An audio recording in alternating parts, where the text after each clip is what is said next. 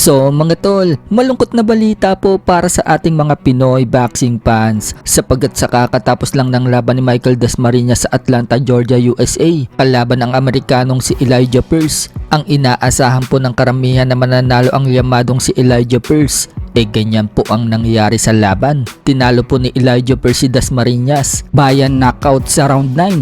Dalawang beses pong pinabagsak ni Elijah Pearce si Dasmariñas sa round 9. Pero kuwang-kuwa na po sana ni Dasmariñas ang panalo dahil pinabagsak niya si Elijah Pearce sa first round. Subalit pagdating ng late round, bumawi po itong si Elijah Pearce. Napagod si Dasmariñas at dyan na po nakakunik ng mga solid shot itong si Elijah Pearce hanggang sa bumagsak na si Dasmariñas at hindi na nakabangon. Dahil dyan, bigong masungkit ni Dasmariñas ang titulo na nakataya sa laban at si Elijah Pearce na po ngayon ang bagong WBO International Featherweight Champion. Umabante na ang record ni Pearce sa 21 wins and 2 losses. Bumagsak naman po ang record ni Dasmariñas sa 36 wins, 5 losses and 2 draws. Samantala, sa naganap naman po na laban ni Shane Mosley kaninang madaling araw na ginanap sa London, kalaban itong si Matt Floyd. Tinalo po si Shane Mosley ni Matt Floyd na 17 years ang gap ng age. Dahil sa talo ni Shane Mosley, mas lalong hindi na siya papansinin ni Manny Pacquiao. Matatandaan po kasi bago ang laban ni Shane Mosley, hinamon niya si Manny Pacquiao. Si Pacquiao daw ang gusto niyang sunod na makalaban.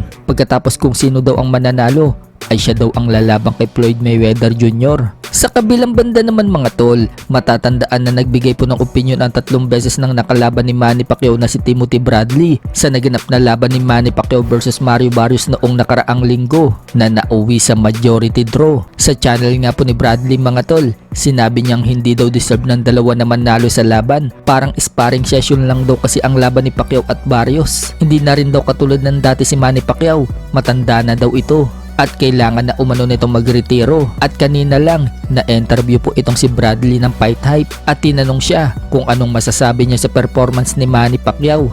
Sagot ni Bradley mga tol, ayaw umano niyang pag-usapan yan pero congratulations umano sa kanila. 46 na daw si Pacquiao, nagawa na daw nito lahat ng bagay sa sports at hindi na daw nito kailangan pa magboxing. Nag-aalala nga daw siya sa health ni Manny Pacquiao. Isipin man daw ng mga tao na hinihate niya si Manny Pacquiao o hindi, nagsasabi lang daw siya ng totoo. Bagamat nagawa pa daw ni Manny Pacquiao sa edad na 46 na makipaglaban pa sa bata, pero sa huli, hindi pa rin daw panalo si Manny Pacquiao dahil matanda na daw ito at delikado na daw ang health ni Manny Pacquiao. Mas pabor pa daw si Bradley na makipag-exhibition ito kay Mayweather kaysa daw labanan ng batang boksingero na 16 years ang gap na edad sa kanya. Napakadelikado nga daw niyan. Isang pagkakamali mo nga lang daw o isang suntok, pwede daw magbago ang lahat.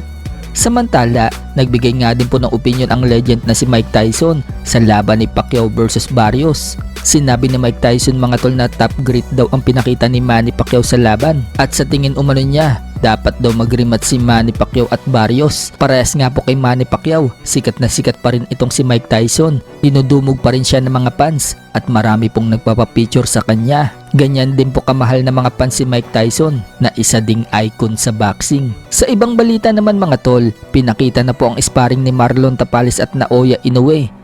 Kasalukuyan po kasing nasa Japan si Tapales. Tinutulungan niya si Inoue para sa paghahanda ni Inoue sa laban nito sa September 14 kontra kay Murodjon Akhmadaliev. Subalit picture nga lang po ang pinakita sa sparring at walang video. Pero ayon sa caption ng post ni Hideaki Iwashi, intense daw ang naging sparring ng dalawa na umabot ng round 5. Ibig sabihin mga tol, bugbugan talaga ang naganap sa sparring. Para na rin nakipag-rematch si Tapales dito kay Inoue dahil muli silang nagsuntukan. Yun nga lang, may suot-suot na headgear at malaki ang gloves na gamit.